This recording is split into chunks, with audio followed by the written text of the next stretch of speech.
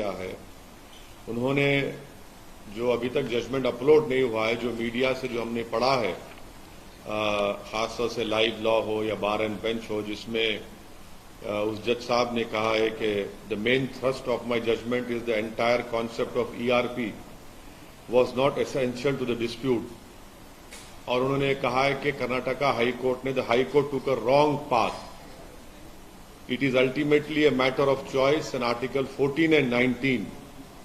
तो ये बात जस्टिस धूलिया साहब ने कही है कि it is ultimately a matter of choice, कि ये अल्टीमेटली एक मैटर ऑफ चॉइस का हिस्सा है।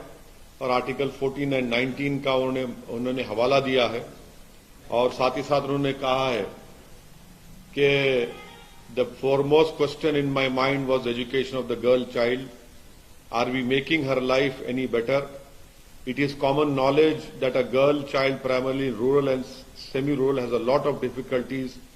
They have to do daily household chores before going to school.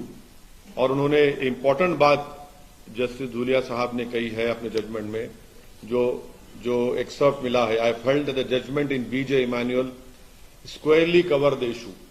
तो अगर आप जस्टिस BJ Emanuel का जजमेंट देखेंगे, जिसमें जस्टिस चिन्नाप्पा रेड्डी ने अगस्त 11, 1986 को यह कहा था कि suspending students based on their consciously held religious belief violated the constitution. तो हम तो ये उम्मीद कर रहे थे कि आज रेजोल्यूशन हो जाएगा, मगर एक सुप्रीम कोर्ट के जज का जजमेंट हिजाब के फेवर में आया है। और जो हाई कोर्ट का जजमेंट था, मेरी राय में it was bad in law, bad in terms of it contents, और it had misuse Quranic commentaries and translation. This has serious ramification, should not have been allowed. ये जो कर्नाटका की मुस्लिम लड़कियां हिजाब पहन रही हैं, इसलिए पहन रही हैं क्योंकि कुरान में अल्लाह सुब्हानहू तआला ने उनको ये कहा है, हुक्म दिया है, और वो इसलिए पहन रही हैं कि कुरान में अल्लाह ने कहा है। तो बीजेपी ने गैर जरूरी तौर पर इसको एक मसला बनाया, इसको बैन किया, और खामखा एक रक्कस क्रिएट किया गया है। तो ये मेरी इनिशियल राय है।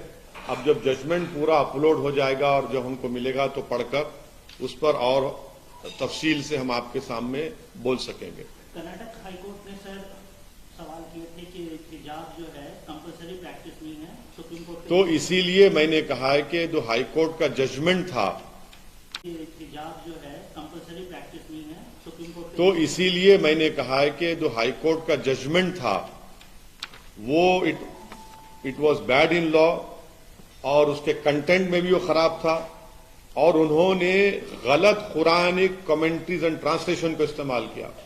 अब कुरान की एक आयत है, ला यखरा फिद दीन, के दीन में कोई जोर जबरदस्ती नहीं है।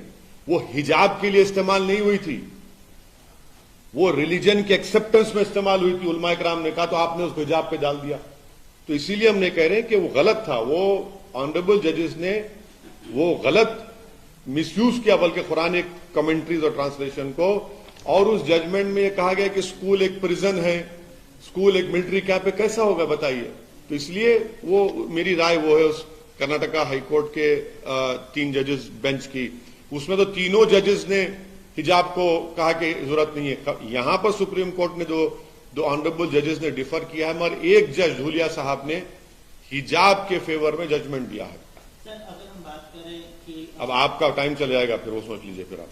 ठीक है, इंग्लिश में बोल दें सर छोटा सा। नहीं हो गया, आप चलिए करेंगे लाइव के लिए, हाँ लाइव के लिए सब खत्म। इनिशियल रिमार्क्स बोल दिया हमें, कौन पहले इन कर लें दो पहले, चलो हाँ, उसके बाद नहीं बच्ची को, हाँ अरे आप लास्ट में, आपका हो गया लास्ट टाइम। हाँ रिपब्लिक कौन बैठेगा?